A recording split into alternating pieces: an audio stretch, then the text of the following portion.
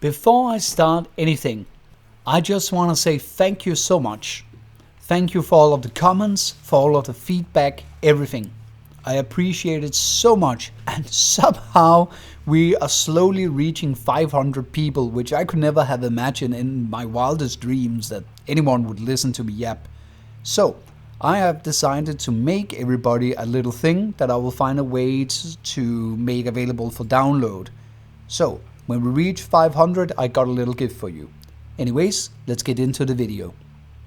I have found what might be my new favorite thing coming out of the Unification War. During these blood-soaked years, the Emperor of Mankind forged his dominion over a shattered terra. Techno-barbarian warlords, gene-crafted tyrants, rat-scarred mutants and ancient hive nobles would all fall before his golden raptor banner, and countless war bands and self-proclaimed regiments of human soldiers fought and died in these apocalyptic campaigns. Men and women raised from these poisonous hives, mountain fortresses, underground cave homes and ashways of the ancient terra. And while we know that the Thunder Warriors were the sledgehammer-wielding workhorse of the Unification War and that the Custodes were the golden spear of Big E himself, these mortal men and women were the ones who saw the golden halo of the Emperor and decided to throw their lot in with him. These were the Old 100. These war bands, legions, regiments and everything in between were not only a way for Big E to bolster his forces early on while his production of Thunder Warriors were amping up slowly, as we are going to find out that these were also used to field test weapons, technology and, in some cases, the usage of relatively reliable psykers. There's also this sneaky little part where Big E was actually using some of these formations of mortals to test out what things would work when it would come to gene crafting and which one wouldn't. So let's dive in, so come along. The Geno-Five-Two Chiliad stands as one of the most distinctive and elite regiments of the early Imperial Army, Exodus Imperialis. It was one of the storied Old 100, the select Terran formations that the Emperor permitted to endure after the Unification Wars due to their proven loyalty and martial excellence. Their motto encapsulated their fierce regimental pride: Company Imperium Genum. The rain fell on Plain 42 like needles, cold and relentless, leaving the skin reddish with irritation and turning the churned mud of the training pits into a sucking mire of earth and pollutants. New blood, fresh gene stock, pulled directly from the Chiliad's birthing chambers, stood in rigid ranks, all with the newly forged last locks held at port arms, their matted grey armor still unmarked by anything but the manufacturer's stamp.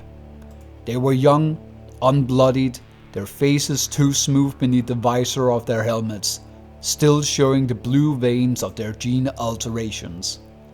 A Sergeant Major Vifra limped along the line, his left leg dragging slightly from the augmetic knee he had earned in his most recent battle. The old scar that split his face from brow to jaw pulled tight as he scowled. 3 decades of service clung to him like a second skin. Service bars was etched into his pauldron, and a faded tattoo of the Chiliad called Gene Serpent rested on his gnarled hand. "Listen up, whelps," Vifra growled, his voice rasped and honed after years of breathing dust and offal. "You've had the lectures, you know the glories our progenitors promises, but today I'm gonna tell you why that means jack all if you forget who you are." One of the recruits, a broad-shouldered boy, barely out of his growth vat, shifted his weight. Vifra's augmented eye clicked and it focused on him. "You, name and line." "Trooper Secundus Merrick, Gene Light Veed, Sergeant Major." "Veed, that's good stock. Fought at the scattered craters alongside the Emperor himself, your ancestors did. But tell me, Merrick, when the sludge hits the fan and the enemies is at the wires, whose name do you scream?" "The Emperor's, Sergeant Major." Vifra spat into the mud. "Wrong! You scream company because you scream for the man to your left and the woman to your right. You scream Imperium for the future that your blood will pave the way for. And you scream Geno for the Oxar who birthed your line. Now let me see your war face! The Geno-Five-Two Chiliad traces its bloodlines to the dying throes of old Terra's long night during the apocalyptic Unification Wars. Back here, Terra was a shattered hellscape of rat-blasted waste, toxic megacities, mountain fortresses and poisoned seas. Back when this land was carved up into territories belonging to large techno-barbarian warlords, gene tyrants and fractured city-states such as the Pan-Pacific Empire, the Indonesian bloc, the Horde of Earth led by the brutal Caligan, the Ethnarchy, and the kingdoms of Albia, Hugh, Brazil, and many others. The ancestors of the Chiliad were no mere baseline conscript or press-scan techno-barbarian levies. They were the Emperor's very early attempts at creating a genetic formation, using mortal stock as his basis. He would use relatively crude methods, such as birthing chambers, selective breeding, external compounds for genetic optimization, and a lineal engineering practice that would create a vision for these men and women. They were to bolster Big E's forces, but also to create a framework from which mortal souls that would join the side of the unification would fall in line behind. And when I am reading and writing this, it seems that we are in fact looking at what I'd like to believe will become the very roots of the organization that will become the basis for the Imperial Garrison, which later became the Astra Militarum, or better known as the Imperial Guard. This program of primitive gene research was a way for Big E to test out micro-imposed samples that would become the basis for Thunder Warriors, and this resulted in an army where the so-called Air Warriors were bred for peak human potential, big, tough, muscular, resilient, and capable of enduring punishment that would often kill unaltered men. Imagine like a Mad Maxian version of a lesser Catachan. They were taught the basis of military tactics and fought in a manner of a cohesive company with support elements of prototypes of simple heavy weapons, while the individual soldiers wielded a special type of pike that could be extended for even further reach, alongside the very first editions of Laslogs.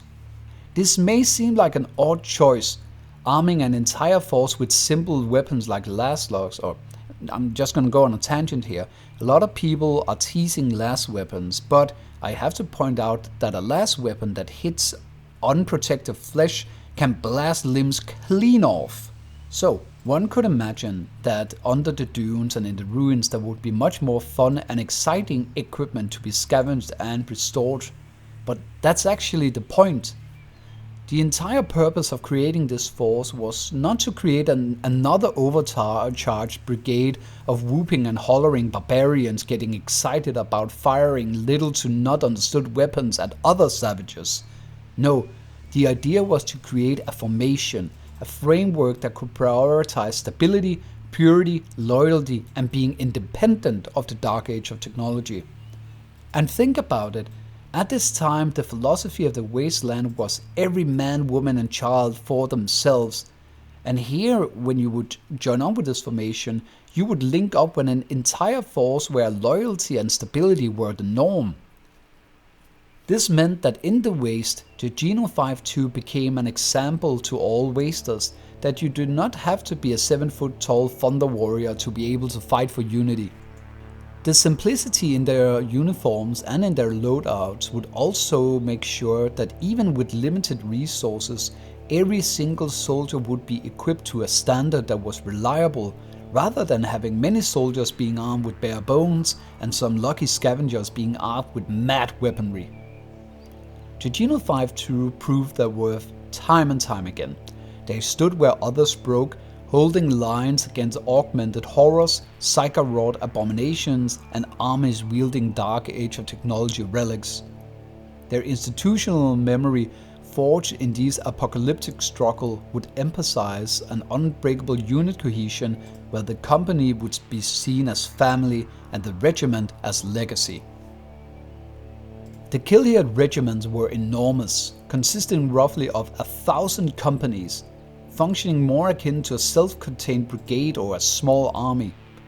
Companies would serve as the primary tactical building block, where each was largely autonomous, with integrated infantry, logistics and support elements.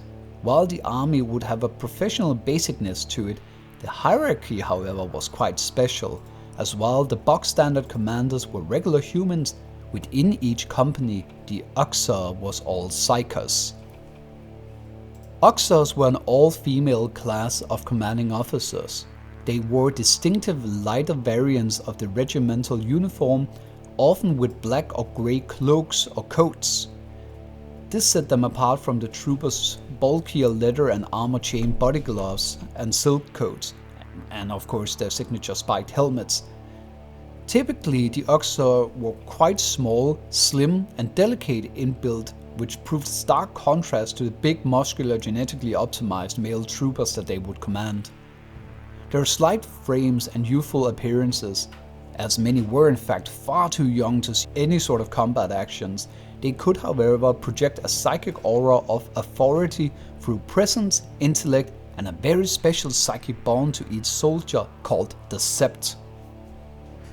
Women chosen as future Uxor underwent a techno-ritualized process, where they underwent surgeries that would remove their ability to conceive children, but any and all material harvested this way would be stored within regimental gene banks for the creation, augmentation and further gene enhancements of further generations. This was later combined with established martial gene codes to produce entire new generations from scratch, and in fact also new Uxors, which would create a culture of family lines within each company, if not entire companies being made out of the same familiar stock. This techno-ritual also awakened this psychic bond that made the Uxors literal and figurative mothers to each of the regiment in a genetic sense and also a psychic sense, fostering intense familiar loyalties amongst the troopers, but also allowed the Uxor to emotionally influence those of their gene lines and even feel their emotional state at great distances. This would mean that an Uxor commander would become aware in real time when her troopers would engage the enemy, if they were winning or were in need of reinforcements, creating a cast of incredibly intuitive commanders. However, this power would not come for free, as this power was also short-lived. An Uxor would typically burn out around their late 20s or around the age of 30, and once they were depleted this way, the Uxor lost her command effectiveness and was reassigned to support roles such as Medicae or logistics, basically any role where their slight frames would not hinder them. Backing up the Uxor in leadership was men and women granted the rank of Gene Whip. This was a low-level officer rank with the express goal of regulating the Chiliad's ethos, principles and maintaining conduct and morale, which I can only imagine would be a full-time job with plenty of chance for overtime, as while the Geno-Five-Two was an incredibly stable place to be considering the age of strife, this is still an army of men and women who cling to life and resources from day to day in an irradiated wasteland. Yeah, enforcing discipline under these conditions would require diplomacy and brutality in equal measure.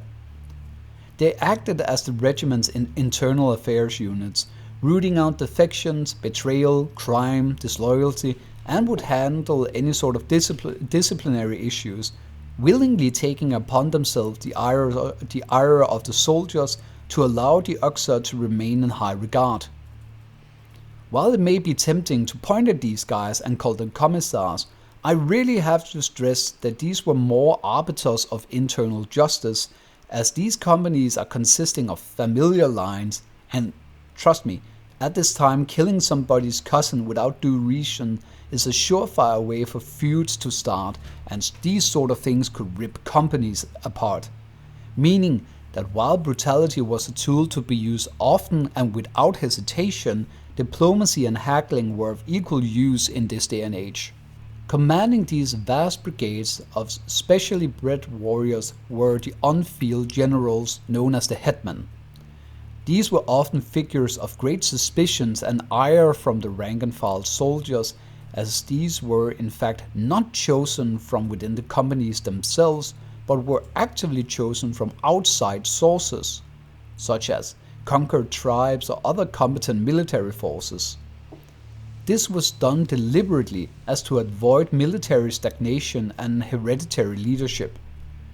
Surrounding the hetman would be a council of bashaw, essentially a lower office class that would direct units in battlefield situations, yet these bashaw were in fact a part of the familiar lines of the company.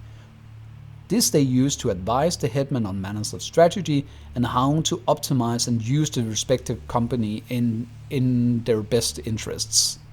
The dust devil danced across the rat-scarred flats like dying gods, whipping grit that could strip meat from bone. Out of the poison haze came the wastelanders. Their convoy was a blasphemy of scrap, half a dozen rigs cobbled together from pre-unification wrecks, spiked with rebar and bone, running on stolen promethium and spite. Banners of flayed mutant hide snapped from antenna masts, and warriors rode the halls in patched leather and scrap plate, faces hidden beneath rebreathers and war paint. At their head roared their warlord, Rustmother, a towering woman with iron teeth and a shock mold welded to her right arm. They had been running from the same gene tyrant that now threatened the Chiliad's forward camp. When the last fire started, the wastelanders did not ask permission. They simply slammed their rigs into the enemy's flank like a hammer made of rust and screaming engines. Sergeant Major Vifra watched from the ridge as one of the scrap riggers leapt on screaming suspensions, landing amongst the enemies and detonated its payload of chemical incendiaries. A dozen brutes burned, and another wastelander leapt from a speeding vehicle onto a mutant's back, driving a sharpened rebar spike straight through its skull, and kept riding the corpse down like a trophy. They fought like rabid dogs, but they won ground. When the battle would ebb, the Chiliad camp stood, revealed in all of its disciplined glory. Rows of scarab-patterned carriers rested on their suspension fields, halls still gleaming beneath dust covers. Troopers in leather body gloves and yellow silk coats moved with crisp purpose, checking weapons, tending wounded, sharing water from purified flasks. Hetmen would be barking orders that were obeyed instantly, and Uxor Said stood beneath the serpent standard, her cool gaze measuring the wastelanders. They rolled in, engines coughing, and they looked like something spat out of old night itself. Rustmother dismounted first. Her people followed, gaunt, scarred, some sporting crude gene bolts from bad chems or stolen augmetics. One had a third arm crudely grafted from a dead foe. Another's face was half chrome plating. Vifra limped forward, flanked by two bashaw and a watchful gene whip. The old sergeant major's scarred face was unreadable. You hit them hard. Save my left flank from folding. That earns you water and a place by the fire tonight. Nothing more. Rustmother grinned, iron teeth glinting. We take what the wasteland gives. Today they gave us you shiny bastards. These newcomers moved wrong.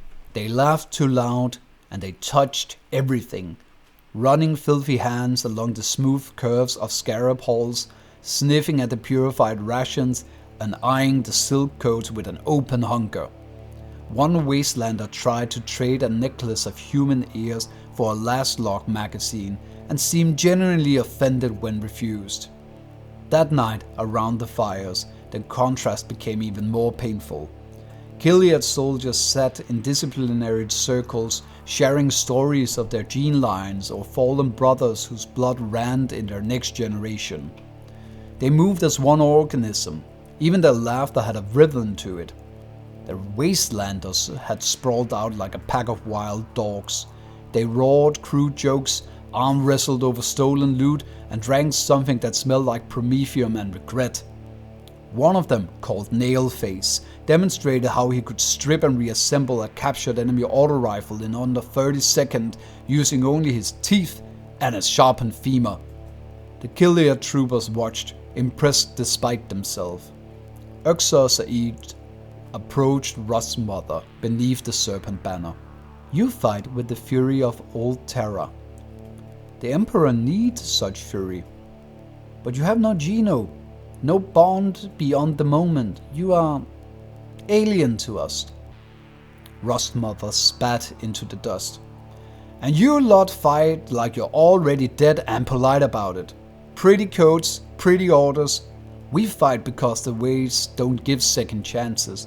But we saw how you held the line, clean like machines. It makes a bitch wonder what it's like to have a tribe that doesn't eat each other when the fuel runs out. Dithra had been listening from nearby and allowed himself a rare grunt of respect. Stay the night, fight with us tomorrow, if the bastards dare come back again. But understand this, wasteland bitch. We are Chiliad, company first, Geno before anything. The uniforms of the troopers would blend functionality and tradition. The warriors would wear thick leather with an armor-chain body glove for protection and mobility. Overlaid here would be a waist-length yellow silk cape, and the plated sections of the armor would be fur-lined with embroidery company insignia. Each soldier would wear an iconic spiked helmet, absolutely completing the look. Beside from their pikes and lashlocks, they were often seen in battle wielding something called fire poles. Imagine a long lance-like flamer that sprayed forth burning fuel that made battlefield full of black smoke and flames. I love the idea of a Greek-style phalanx of these warriors with lashlock pikes interspersed with fire poles burning away the enemy as they marched forward in grinding lockstep.